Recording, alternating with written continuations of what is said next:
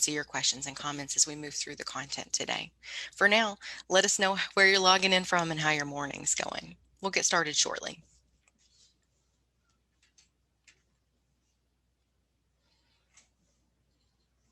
Hi, welcome to those that are logging in for Job Club. So glad that you're here. We are live on Facebook. Welcome to our Facebook community too. Thanks for being here. If you're in the webinar, go ahead and locate that chat box and toggle the to icon from all panelists to all panelists and attendees to ensure we can see your questions and comments as we move through the content today. Let us know where you're logging in from and how your morning's going. We'll get started right at 9 o'clock. Hey, morning, Glinda from Lexington. Glad you're here. Welcome, Paula from Bowling Green. Oh, we always love to have folks from OVR. Glad you're here. Good morning, Leslie. Can see you there in the chat too. Welcome to those that are just logging in. We're so glad that you've joined us for Job Club today. We're going to get started soon. If you're watching live in the webinar, go ahead and locate the chat box and toggle the to icon from all panelists to all panelists and attendees. If you're watching live on Facebook, no chat box moderator over there, but so glad that you're viewing the content today. Thanks for being here. Oh, welcome, Leslie. Nice to see the Kentucky Career Center crew here. Thanks for being here. You guys have the best job listing on Facebook. Always share that to our LinkedIn group. Hey, Peg. Great to see you in the group from Lexington. Welcome. We'll get started in just a few minutes. For those that are just joining us, we're so glad you're here. If you're watching live in the webinar, locate that chat box, toggle the to icon from all panelists to all panelists and attendees to ensure we can see your questions and comments as we move through the content today. If you're watching live on Facebook, thanks for watching. Your view only mode for Facebook Live, no chat box moderator over there.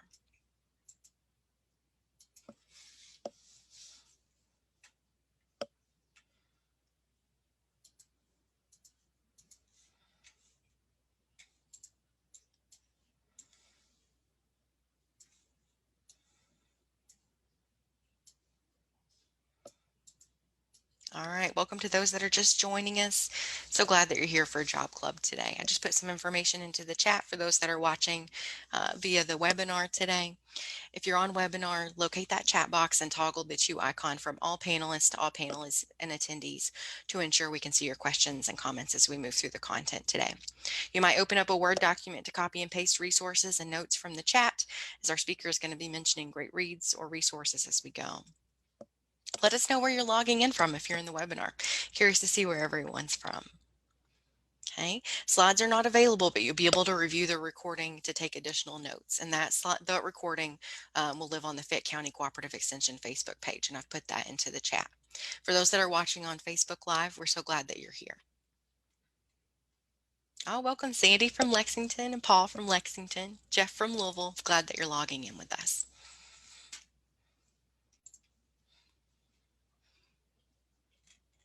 All right, welcome to those that are just logging in. I can see that attendee bar ticking up just a little bit for us.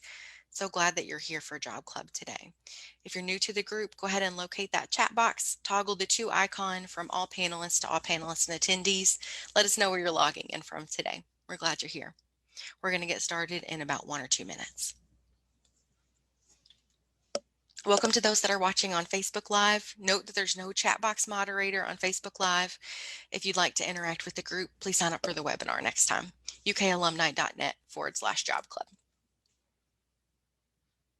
Oh, welcome from Fort Wright. Welcome, glad you're here. Dave from Lexington, glad you're logged in today. Thanks for being here. I have 9 o'clock. Let's give it 1 more minute and we'll get started.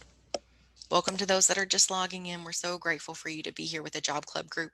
We're going to get started at 9:01, just 1 minute. If you're in the webinar today, locate that chat box, toggle the to icon from all panelists to all panelists and attendees. Let us know where you're logging in from. If you're logging in on Facebook Live, we're so glad that you're watching. You are in view only mode. There's no chat box moderator over there.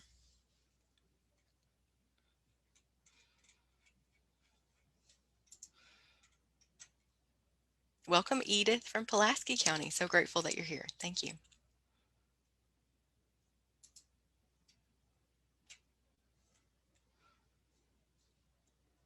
All right, I have 9:01. Caroline, you want to kick us off? Good morning, everyone, and welcome to Job Club. It's hard to believe it's been 8 years since we started Job Club, 8 years ago this month. Just a reminder that we begin today with some success stories, which we always love hearing success stories, so get ready to put those in the chat box shortly. Then we will have our main speaker, thrilled to have our speaker today sharing more about the economy. Then after the speaker, we'll have active job leads, some partner updates, and then we'll share a little more about our upcoming Job Club meeting.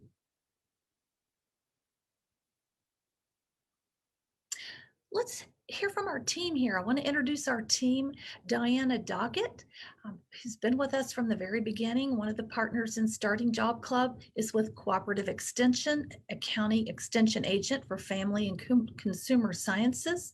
I'm Caroline Francis, Director of UK Alumni Career Services, joined by my colleague Amanda Shagney, Associate Director of UK Alumni Career Services. We also have Nicole Waite, an employment specialist with STEPS UK Temporary Employment. Behind the scenes, we have Ellie Goodman facilitating our Zoom. We also have Suzanne Smith helping with the live stream. Suzanne also is a wonderful partner who helps send out all of our emails regarding Job Club. So great team. And again, we're all thrilled you're with us today. The mission of Job Club is to provide a positive environment for job seekers to network and learn best practices for the job search. We're all going to have lots of jobs, lots of careers, and we share information that will help you lifelong in your career transitions. We meet the second and fourth Tuesday of each month, and you can find our schedule on our website, ukalumni.net/job club.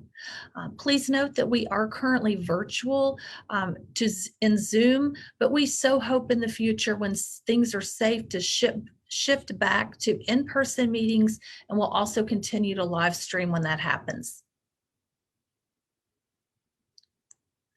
And now I'll turn it over to Nicole. Hello, everyone, and welcome to our first timers.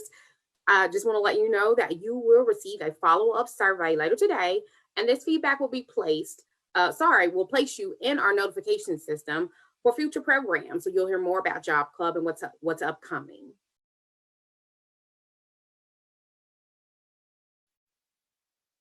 Alrighty, I think we need to maybe go back one, discuss our— Thanks, Nicole.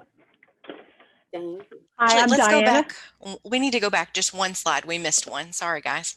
Sure.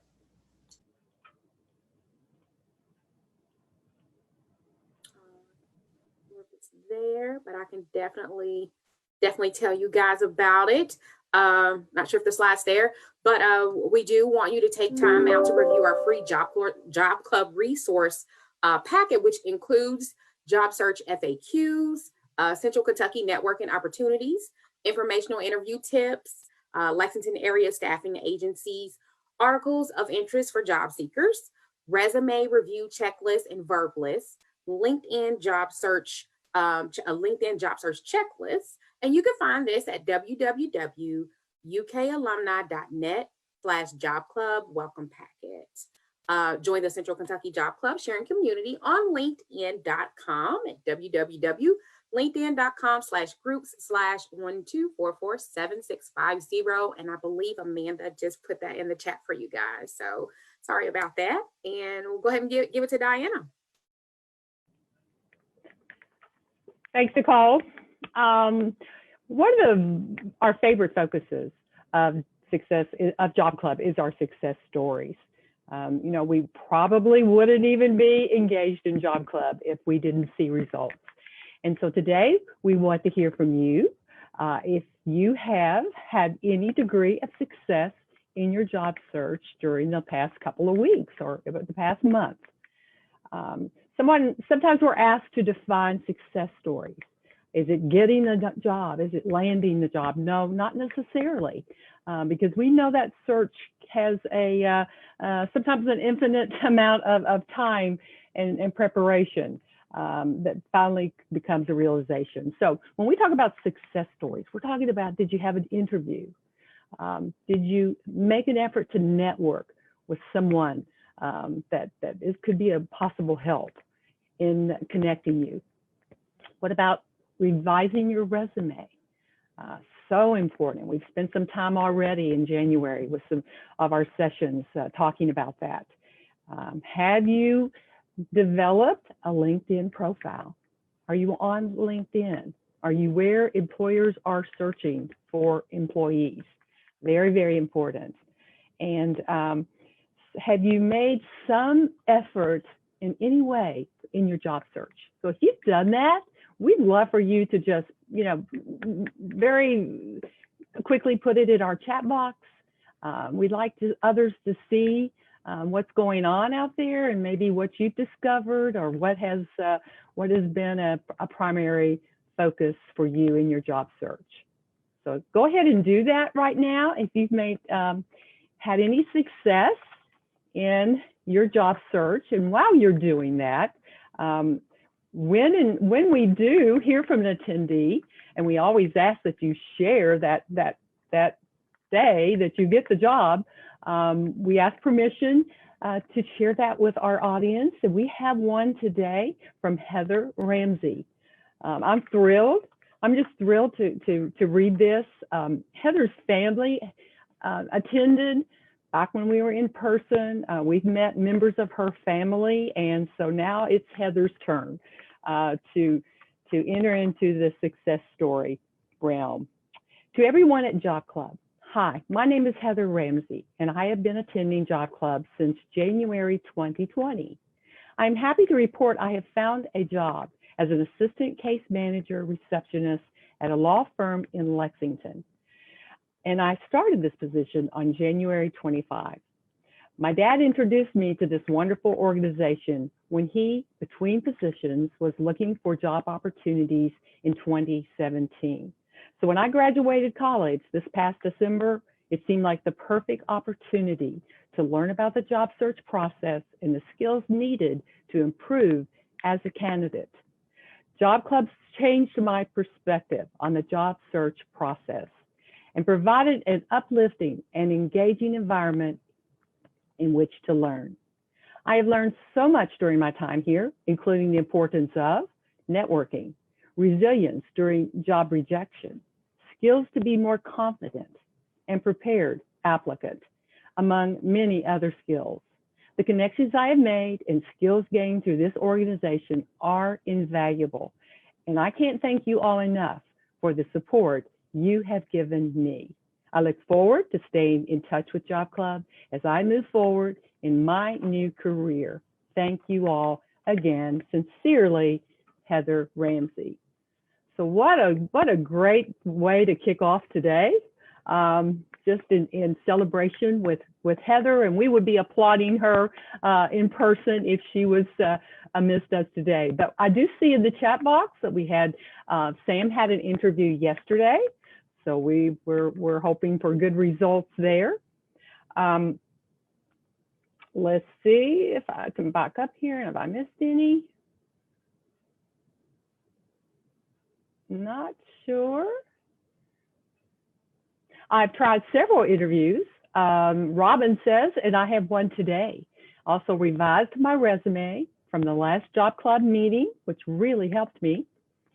And I've been searching for a new job since 2020 in September, and hopeful that something will come up soon. So Robin, you are applying the principles that you're learning here, and we have every reason to believe that you're gonna find that job that is best suited for you. Okay, I see a note here that the packet, it says it seems to be for UK alumni only. It requires a registration for the account, which requires an alumni ID. The first timers packet is what we are referencing on our website, on our Job Club website. So if you look for that, and when you get your newsletter today, there will be a indication there of where you can go online to see the first timers packet. and it is you do not need an affiliation with UK alumni, or it is just for the general public. So it will be in your newsletter today. Take notice, and it's also at ukalumni.net or at the fayettcounty.ca.uky.edu website. So have no worry that you do not have to have an affiliation.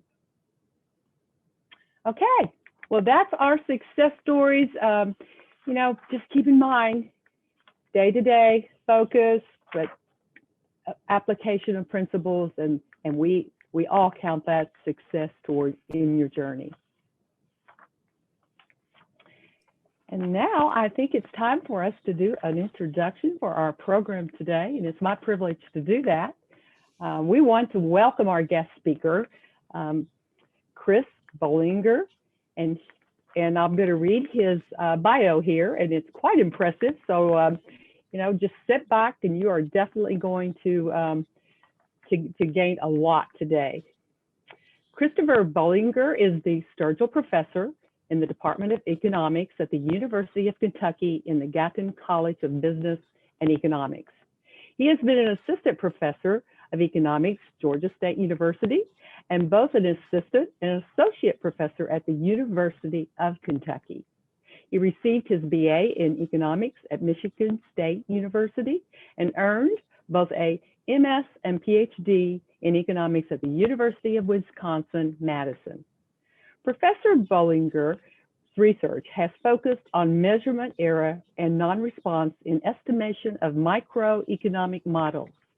His work on these topics has been published in journals such as Review of Economics and Statistics, the Journal of the American Statistical Association, the Journal of Econometrics, and the Journal of Political Economy. Professor Bollinger also has interest in urban economics and labor economics. His work in these areas has been published in journals such as the Journal of Labor Economics and the Journal of Urban Economics. Professor Bollinger also serves as an associate editor of the Southern Economic Journal. I wanted to include all of that just to tell you how knowledgeable Dr. Bollinger is, and we welcome you and are thrilled to have you today. Well, thank you. Thanks very much for being here. I really appreciate the opportunity to come speak to you today. And I'm waiting for my slides to advance here. There we go. Great. So, hey, Chris, your yeah. video just popped off. Do you mind to turn it back on for us? Oh, yeah. There you go, dear. You're good. You're good. Thanks. All right, thanks. So, thank you very much for that wonderful introduction. I think I need to dial my bio back a little because I really should, you know, I'd rather have you go in with lowered expectations so that I, you know, don't want to set myself up for failure. But I'm going to talk to you today a little bit about the economy, where we've been looking back, where we may be going looking out, and I hope it's looking up, but I'm going to be honest, I'm a little guarded in where I think we are in this current cycle. So let's take a look at where we were. So I got to anticipate that a little bit. Hey, Chris, that turned your video off again. I think you might be hitting one of the shortcuts. I'm hitting the space bar, which worked in practice. Why don't you try the right arrow and see if that'll progress it without turning off your video? Okay. No worries, we got it. Yeah. Is that not working?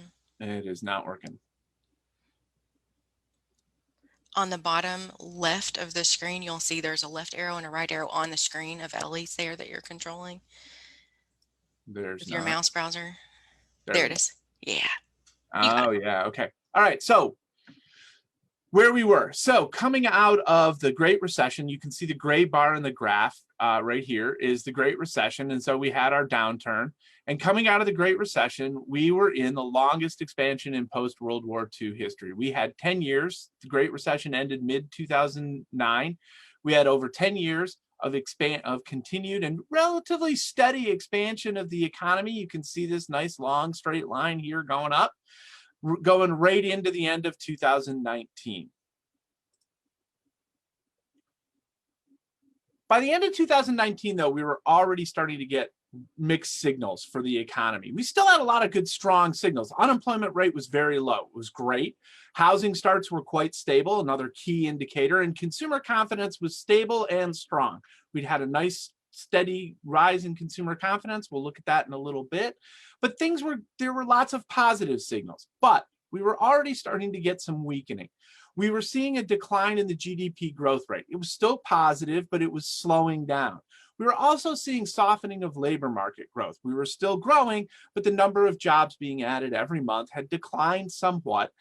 And one of the things that economists look at is this yield curve. And I like this graph that I've put up with the New York Fed puts together every month, which is a probability of a recession. And so we can see, looking back here at the Great Recession, so it's peaking out right around January of 08, which is just as the Great Recession is starting. December 07, January 08 is when we really went into it. And so you could see that had been rising coming up there. And now you can see here what had been happening since 2018. We'd seen a steady kind of rise of that, and it had risen quite steeply in the last half of 2019. And so we were getting various forecasters warning of a mild recession starting within 12 months by the end of 2019. And then COVID starts causing problems in January and February. That actually started causing problems really early in January, in particular with supply chain. China was shutting down. China was going offline. Our supply chain was heavily invested in stuff coming from China. That had a significant impact on people in the United States, on manufacturers and on firms in the United States who were relying on that supply chain, and it was being disrupted. But we were also seeing disruption of our foreign markets. Europe in particular, by early February, Italy, for example, was shutting down, but Germany, France, and the UK were also starting to go offline, and their demand and our ability to sell to them was weakening. And we start getting earnings warnings from companies. Apple, Microsoft, both of which are significantly affected by supply chain. Johnnie Walker Whiskey, one of our big exports, are starting to say, hey, we're not going to make earnings predictions for this quarter. And the reason for that was COVID. And I love this quote by Levi Strauss CEO Chip Bergh, who says, now, as we see the virus starting to spread to Europe and other parts of the world, what we really know is that it's a very fluid, dynamic situation. Fluid, dynamic situations are bad for business. Businesses don't like fluid dynamic. It's hard to plan in fluid dynamic. And so you pull back and you wait. And that's what shoots us into a recession.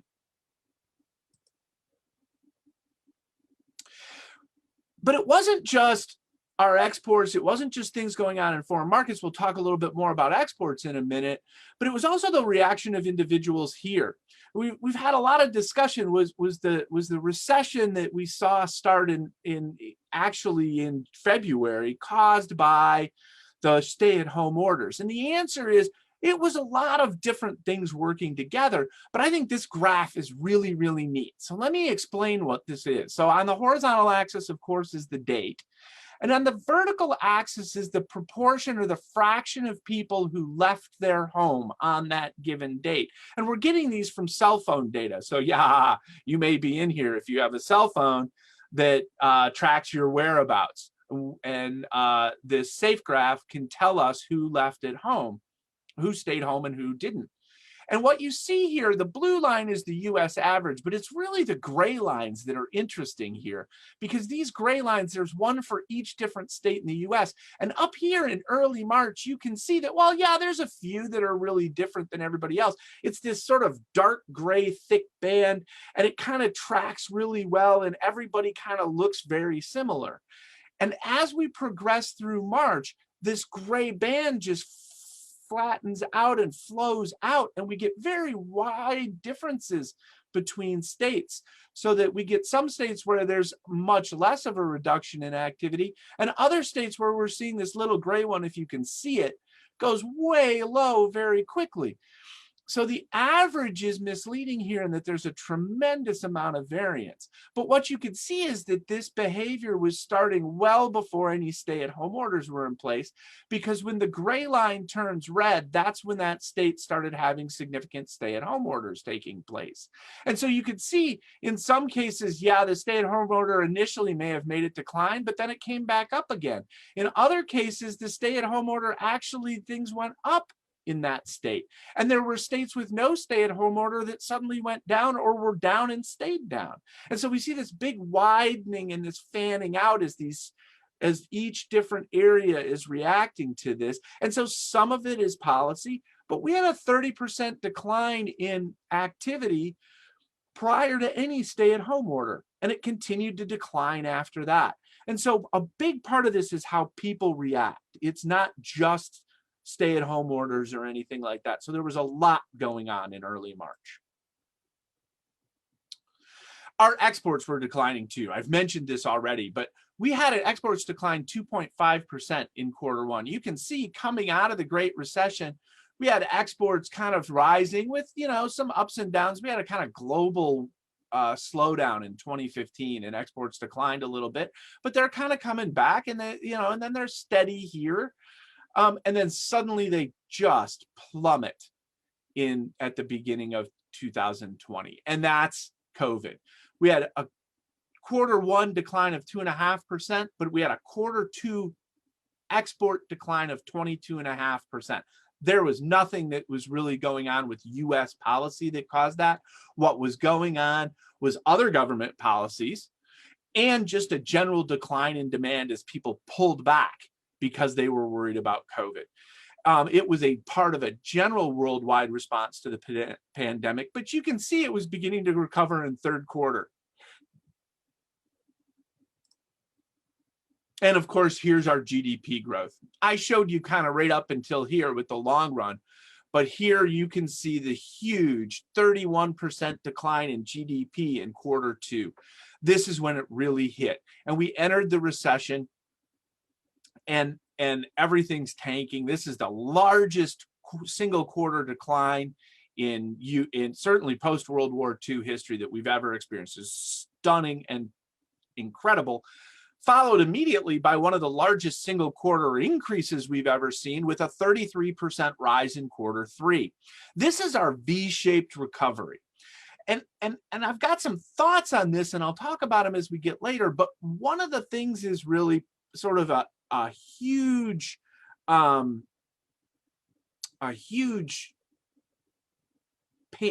almost panic at the beginning, and then a realization that, well, maybe we're slightly overreacting, or maybe there's other ways to do things. And it's really the part I always find helpful is it's really that people found other ways to do things. For example, Job Club is meeting virtually instead of in person, and other things like that. We've got some predictions for Q4. Q4 numbers aren't out yet. CBO says 10.5% growth. Atlanta Fed says 7.5. Blue Chip Consensus says 4%. I'm going to just go ahead and throw out a number and say 5%, because I always figure I'll look at what everybody else says and then pick something in the middle, and hopefully that'll be pretty good. And the big problem with predicting is you can only be wrong. The question is whether you're wrong by a lot or a little. And by picking a middle number, I'm likely not wrong by a lot. Personal income's another really interesting story going into this. So you can see personal income kind of flattened out a little bit through the Great Recession, and then it began a slow, steady rise during the recovery. This is very typical. And then the pandemic hits. And here's the interesting thing, right? Personal income spikes way up at the beginning of the pandemic. Actually, it declined a little bit at the beginning of the pandemic. And then we had a massive stimulus package. There's your massive stimulus package. There's also one other thing buried in there. This is real disposable personal income. That means we're adjusting for prices. And right at the same time, because of the worldwide slowdown in shipping and demand and all kinds of things, the price of gas was tanking, which made a lot of other goods less expensive as well. And so we actually see part of this is price, but most of this is our stimulus. But you can see that stimulus package has been working its way through, and we're sort of getting close to back on track of where we would have been had we not had the pandemic.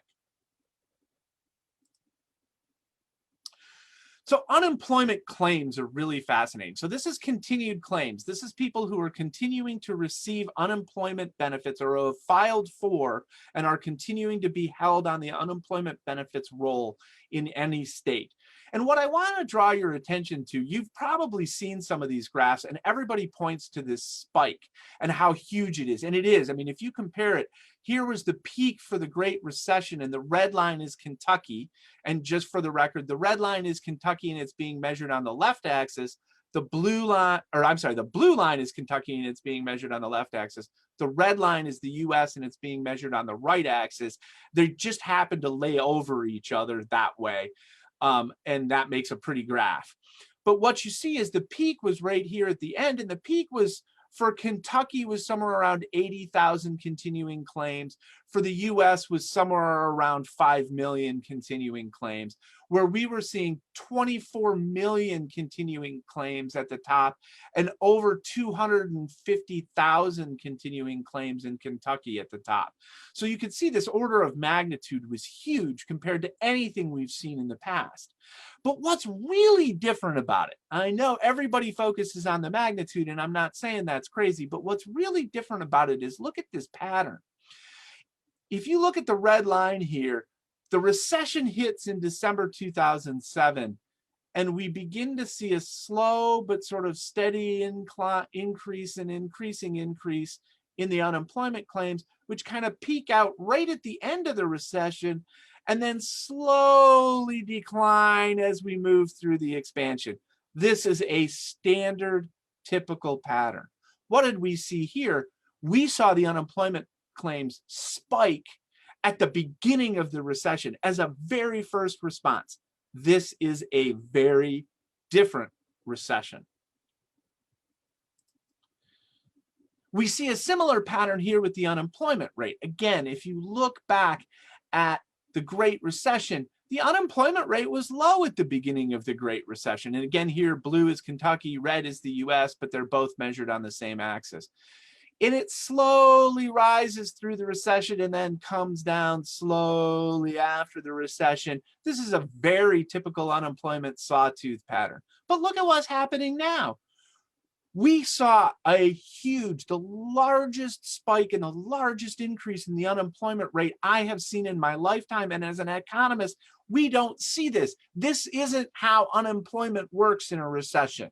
It works more like this. This is this huge shock up. But the good news is it almost immediately comes way back down in both the US and Kentucky. And you can see that in the claims data too, that shot up, but then it came back down and very quickly. This is again V-shaped recovery, something we generally don't see. Current unemployment rate in the US is about 6.7%. September in Kentucky was 5.6%. You can see Kentucky's is lower, but I've got a reason for that, and it's not as good a news as we might hope. Labor force participation is another thing that we like to track. Labor force participation is the percentage of people in the economy who are either employed or unemployed. So people who have given up, discouraged workers, people who have just decided, look, I'm not going to find a job, I'm going to go do something else with my time, and there's lots of good things to do. Early retirements, things like that show up in labor force participation. So we could see here that labor force participation in the US and in Kentucky has been kind of declining during the last period. Part of that is just demographics. This is going to include people who are over 55, over 65, who may just decide to take early retirement. We've got an aging population. But what we see here that's striking is this really sharp decline in labor force participation at the beginning of this recession. We don't see that typically at the national level. We did see it at the Kentucky level, but notice that actually predated the recession, and it wasn't sharp like that. And Kentucky's is even deeper than the US. And this is part of why the unemployment rate recovery in Kentucky, I'm not as convinced is as good as it looks, because we still have a lot of people who used to be participating and aren't now.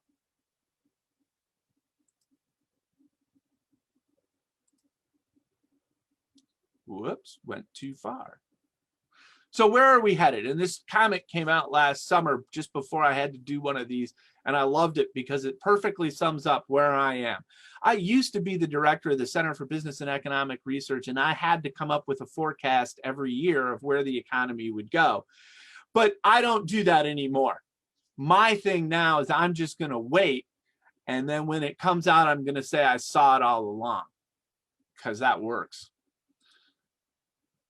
So what am I watching? And I think this is the really important things to talk about. And I'll show you some of these graphs and where we are. I watch what consumers do. Consumer surplus and consumer confidence is a really, really important thing to pay attention to when you're trying to understand where the economy is. Consumers who are worried, consumers who are concerned don't spend money. Sometimes I watch the business indices, but interestingly enough, business industries don't correlate anywhere near as well to what is going to happen in the economy and where we actually are as the consumer confidence rating does. So I always watch consumer confidence, and I'll show you where we are on that. Something new I'm watching is a mobility index. Are people out and about? But I'm already starting to have doubts as to whether that's going to be very informative going forward, and I'll talk about that in a minute. Second thing I'm watching right now are COVID stats. I know I'm tired of them too.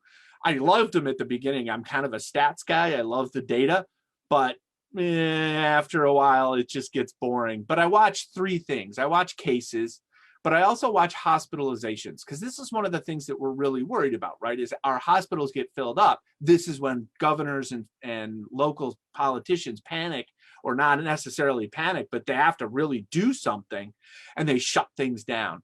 I'm also watching positivity rates. Early on, they weren't very informative, and I'll show you that, but they are much more so now.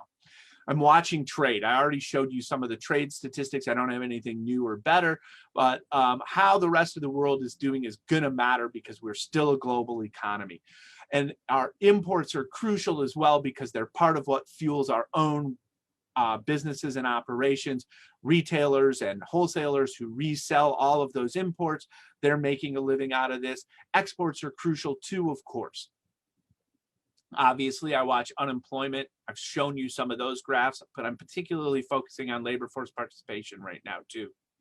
And I'm going to watch personal income, because I'm wanting to see how these stimulus packages affected. The one that just passed and is just starting to hit the economy wasn't in any of those numbers that I showed you. And so what those packages do is going to be important in how we recover. And the policies that I'm going to look for, of course, is what does Congress do here in the next few months, stimulus packages, but also how they move to get the vaccine out, and limits on economic activity, whether we go into more stay-at-home orders or not. So here's consumer confidence. So you can see, right, consumer confidence actually began to decline pretty significantly just before the Great Recession, and then really plummeted as we moved into the Great Recession. And it stayed low until we got near the end of it. And then it began a slow, pretty steady rise coming out of the Great Recession. As things continued to get better and better, consumer confidence continues to rise. And we're now back, we were back at a level of consumer confidence that sort of stabilized around 2016, 2017, up here near 100. This is just an index, so, but 100 is pretty good. It's better than we were seeing prior to the Great Recession, and things were looking pretty good. And of course, when the Great Recession hits, when the pandemic hits, consumer confidence plummets. This is, again, interesting. Notice that consumer confidence led this recession, the Great Recession.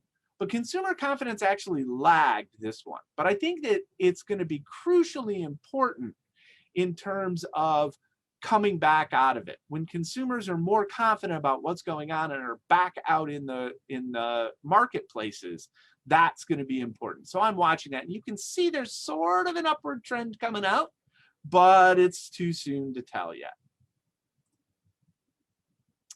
this is this mobility index. And so this is a better one than the one I showed you. The one I showed you first off was limited and it only used a little bit of data.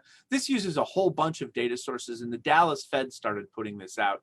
And it's really pretty cool. You can see kind of early, January and February, things were kind of going along at normal at 0, and then they just tank here in March. And then they kind of rise, and we sort of had a new stable area here in the late spring through the early summer into the fall. And you could see there's sort of a decline going into the holidays here, which to some degree, I'm not sure what that means because I've never seen these data for prior years. So I don't know if that's a normal cyclical thing or if this is because of increasing concerns about the pandemic. I'm going to bet the latter, but I don't know. But it's not huge, and that's, I think, good news. But notice it's pretty steady. And this is one of the things that I think is going on that's really, really important here, is that what we've seen through this last 6 months or so is a really rapid shift in how we do things in this economy. It's really quite amazing. Economies do this all the time as technology evolves, as the situations change, as we get new goods or new services or new technologies or new desires, hula hoops, whatever. The economy adjusts and moves the resources from the old things that people are no longer doing, buying, whatever, to the new things that everyone's buying, that everyone's needing, that everyone's doing. And we saw this shift in ways that are so stark and impressive during the last 6 months. Restaurants that never did takeout, top-end steakhouses, top-end restaurants never really did takeout business before. Frankly, I don't think they did takeout, but maybe they did and I just wasn't aware. But nobody did takeout for them. They're doing a booming takeout business. It took us a couple months, right? That's part of that V shape. Oh my God, I've got a restaurant, nobody can come, we shut down. 2 months later, they're going curbside, Grubhub, Uber Eats, bam, these things are taking off. And so that's the kind of thing that we're seeing. And that's why I'm not sure how informative these mobility indices are going to be going forward, but I'm still watching them.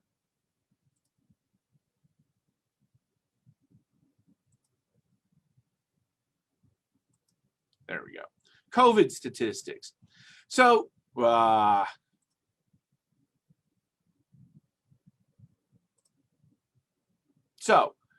cases and hospitalization, this is per 100,000 people in the US. And you can see here was our early spring peak.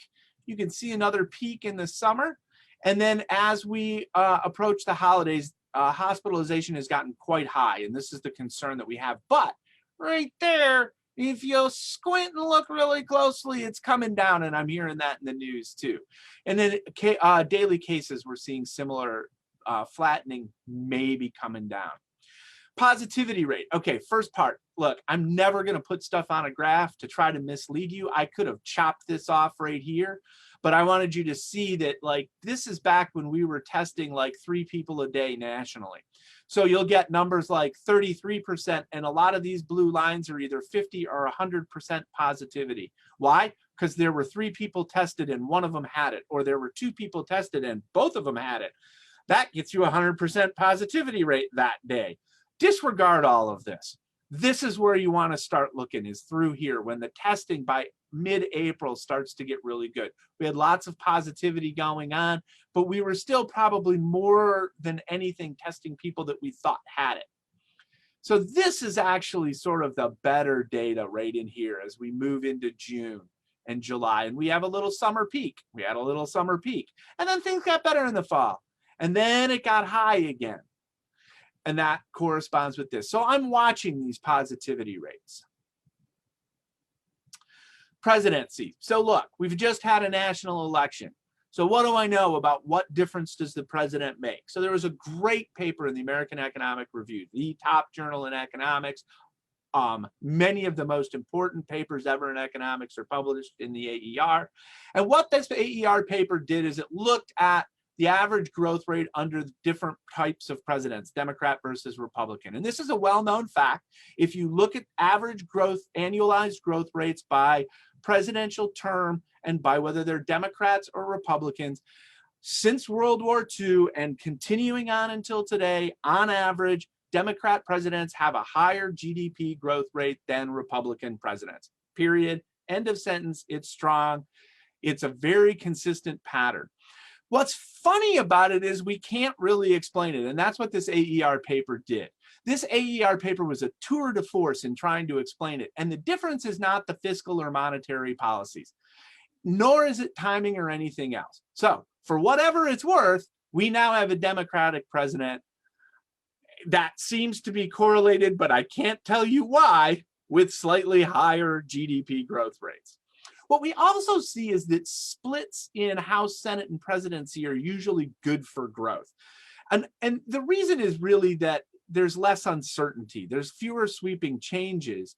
And so consequently, the things are stable. And remember, I said this back at the beginning. Businesses don't like fluid dynamic situations. Uncertainty is bad for business. Businesses like stability. And when you have a split Congress, you can't do much. We currently have a House and Senate that are also Democratic, but they are so narrow that I think it's unlikely they'll get much sweeping changes passed.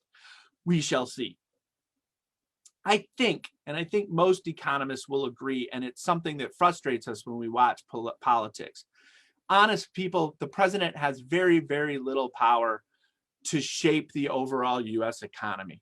This is a $16 trillion juggernaut. We are the largest economy in the world. We are the largest economy in history. The biggest determinants of where our economy goes, as we've been seeing, are factors outside government control. While policies can have a negative or a positive impact on industries and different parts of it, this is the thing about an economy. If you squeeze a balloon, it pops out somewhere else. And that's what we see. And that's, again, I want to highlight this. Look, the pandemic has been bad. But what we're beginning to see is an adjustment to it in our economy, and it's been rapid and amazing. This won't destroy us. We have a tendency to say, oh my God, it's the worst thing. I can remember the Great Recession was similar, and many of you may remember it too. This will not destroy us. I'm not trying to minimize the impact. Yes, this has been bad. And frankly, I do need a drink. But the world is working on a vaccine and a treatment. This isn't just a US problem. This is a whole world problem. And we've got a whole world of really smart people working on this. We're going to benefit from their research and development. We're already seeing this because much of the research on vaccines and treatments were done in places like Great Britain, China, Germany, Italy, as well as the US. I think in all honesty, though, we're putting a lot of hope on the vaccine, and I think that's good. And I do think that the recovery may be quick once vaccine rates get up. But I think treatment is going to be more important than the vaccines. I think business restarts are going to be way easier than in any prior pandemic, because we all sort of recognize that, like, look, once the pandemic's over, you can go ahead and start your business up again. But I would also point out that we've seen high business starts during this year as people have come up with new ideas to deal with this. And I think there's a lot of pent-up demand. We've been through these big problems before. We'll get through this one. And what we're going to do is that adjustment that I've been talking about. We're going to build this kind of thing into our healthcare and economic infrastructure so that we don't get caught flat-footed again. And that's not because necessarily government policies, although I hope they'll help and support it. It's also because people build these things into their businesses. So thank you very much. I want to thank Center for Business and Economic Research, my former center. Mike Clark, the new director, is my great friend in putting these things together. St. Louis Federal Reserve Bank, Fred makes great graphs. Dallas Federal Reserve Bank, Jim Dolmas turned me on to the mobility stuff. And thanks all of you for attending. And I saw a lot of your questions in the chat box, and I'm looking very forward to answering them. All right, Chris, looks like I've got about 4 for you. And for folks that are attending, we still have time for a couple more questions. So if you want to pop those into the chat, I'll add them to my list. I tried to take note of what slide you were on because some of them you might need a little more context for where we were. Around slide 18, was the China supply chain slowing down due to tariffs that were difficult for companies to pay and approaching Chinese New Year? Yeah, so there's a lot of things going on with our relationship with China over the last 4 years, and certainly tariffs and such were somewhat slowing down that already.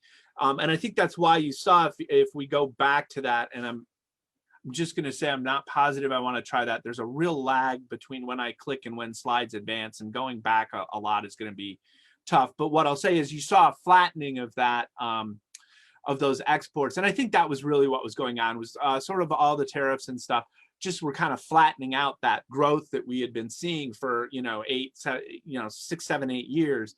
And so, yeah, tariffs certainly were having an impact. There's no question about it. Okay, next question for you.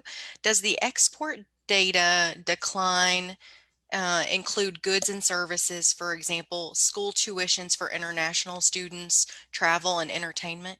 So it includes things like travel and entertainment sometimes. You're right. It's an interesting and important point, is that like if somebody comes over to the US from Europe for a vacation and they go to a restaurant, we don't track that as an export, even though, and whoever that is, good on you, good economic thought there, man or lady, because that really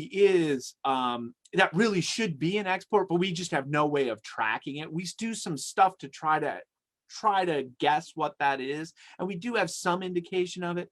Oftentimes foreign student tuitions are included in exports though, and I don't know how it was aggregated in those data for sure, but those are also showing up in other places too. So, but absolutely good point. Okay, next question for you. How do you see the impact of insurance bills due to COVID? For example, COVID shots are free, but insurance companies may still charge you for a visit or hospital bills. It's harder and harder to afford healthcare on an employer, employee, underemployed, but searching level. Oh yeah, no, this is a significant issue, and I think this is one of the places where we're gonna have to see significant change. I mean, one of the things too, right, is that employers who weren't covering health insurance or health care for their employees suddenly may find them a lot less willing to come to work and calling in sick more, and that's costly. And I think there's been some reevaluation of some of that among some businesses, how they're handling it. But yeah, certainly I think we're going to see at some level that this does impact insurance companies negatively. But, and here's the thing, we're also seeing a decline in use of medical services for other things because COVID's crowding it out. And so in a sense, it might be a wash there during this period, but I think we are going to see some big changes. Absolutely.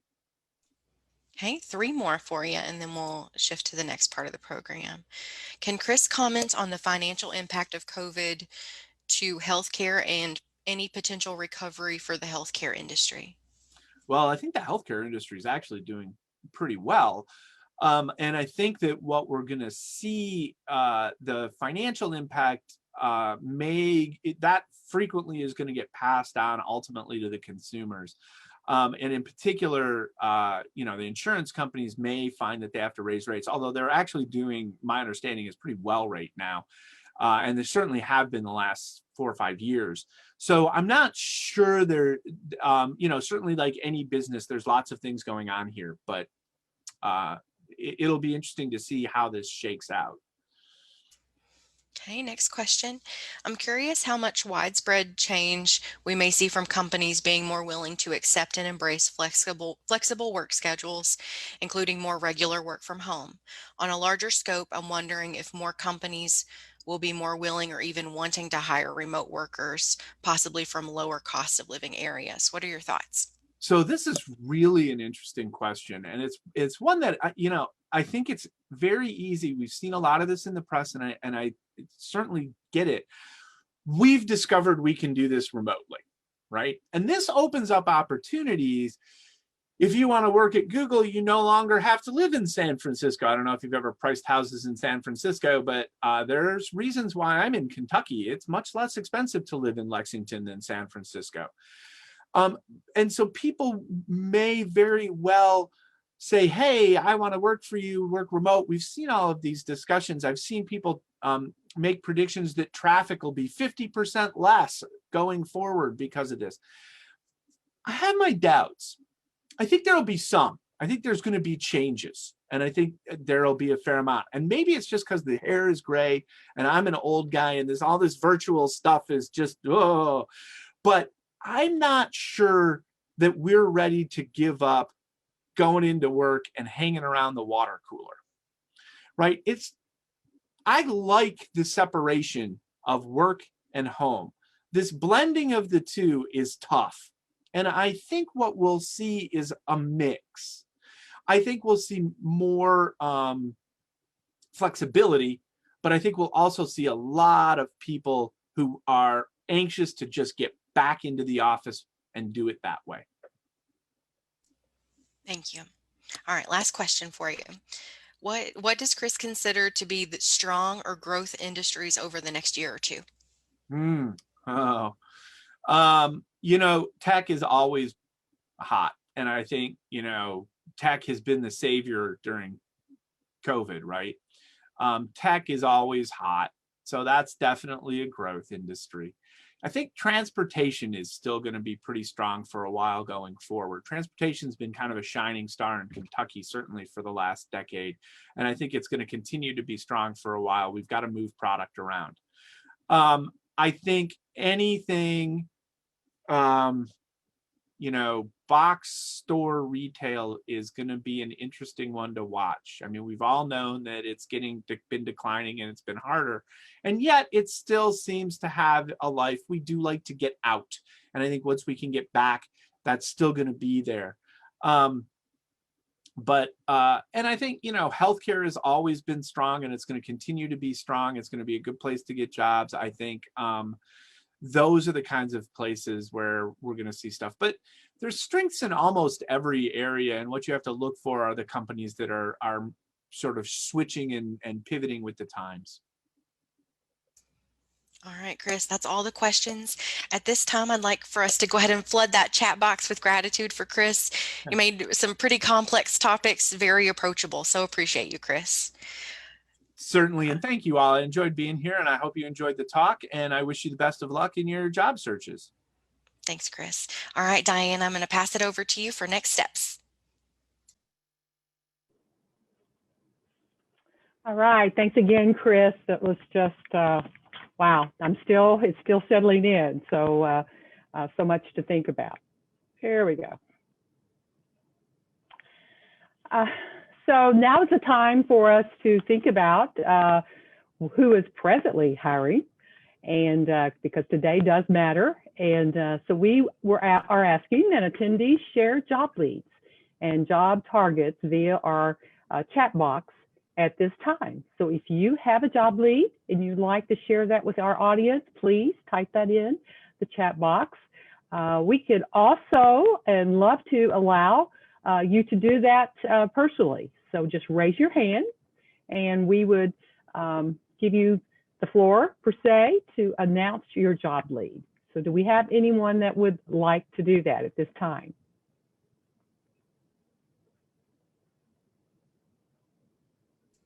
I'm not seeing anyone with their hand raised on that feature just yet, Diana. Okay. Thank you. We are seeing some in the chat box. East Kentucky Power is looking for a tax compliance supervisor. Okay. And then we've got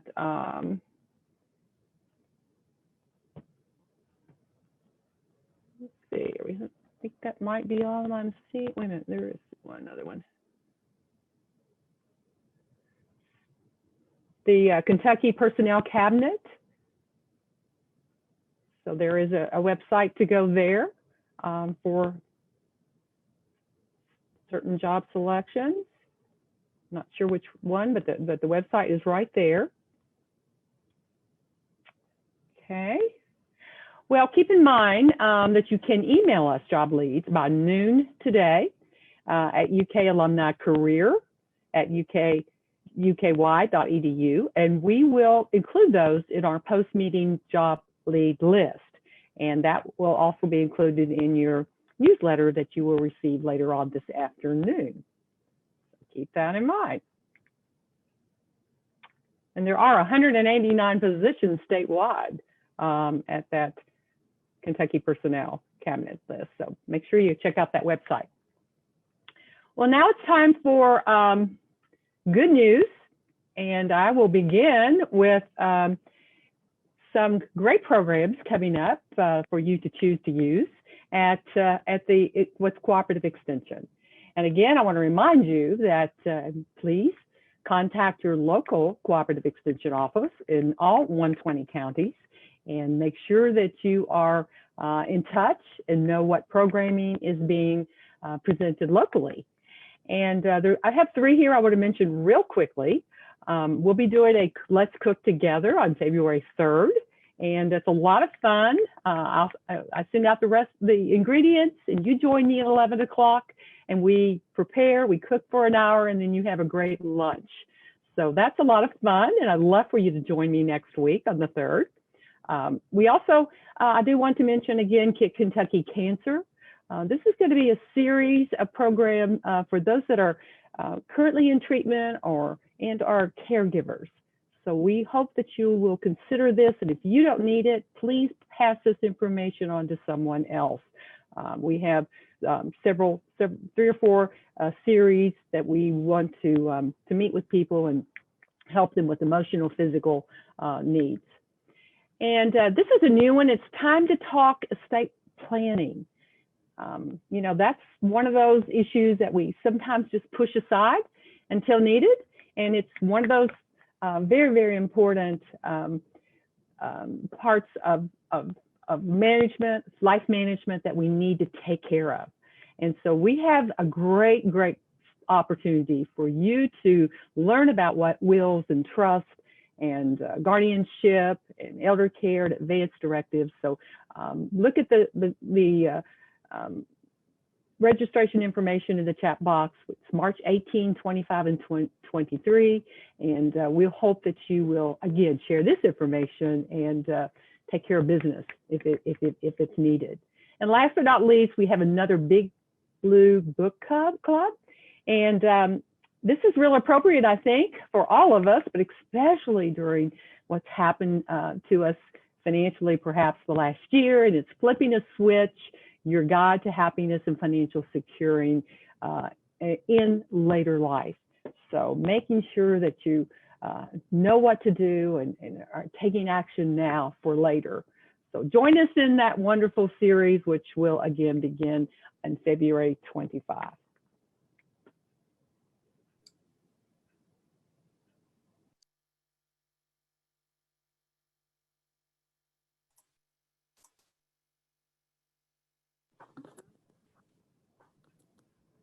There we go. Okay, didn't have my camera turned on there. Okay, so once again, I'm Nicole from Steps Employment. I work in human resources with the University of Kentucky, and I'm just here to share a few job leads. And so the question that I heard, I was kind of chuckling, whether or not healthcare is booming.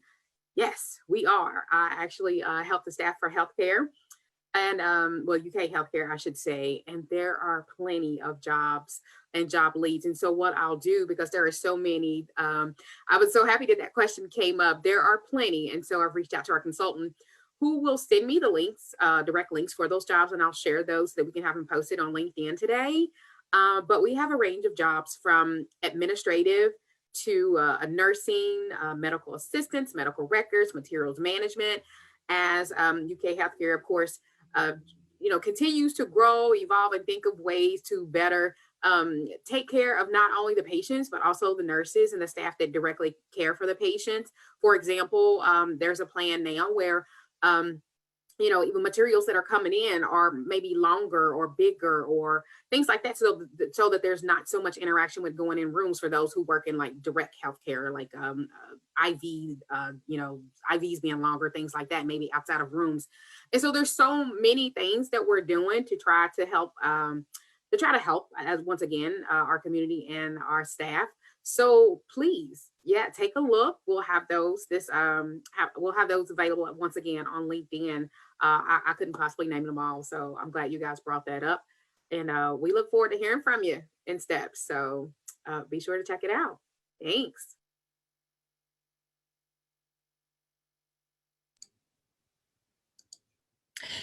Wrapping up here again, we'd like to thank you all for joining us today. We have a wonderful program coming up on Tuesday, February 9th on branding yourself. Brand you, create your own story before someone else does it. Presented by Josh Taylor from the Graham Office of Career Management. Josh always delivers a wonderful presentation. It'll be his first time presenting for Job Club. Also, check out UK Alumni Career Services website for upcoming UK Alumni Career Services programming. Many of our programs are free and open to the public. That information will be in the newsletter as well. And on behalf of our entire facilitation team, again, thank you for joining us for Job Club. Please keep us posted on your search. If you need assistance individually with your job search, consider joining UK Alumni Association to take advantage of individual career counseling, and anyone can join the UK Alumni Association. You do not have to be a graduate of UK. Have a wonderful day, everyone, and we'll see you on February the 9th.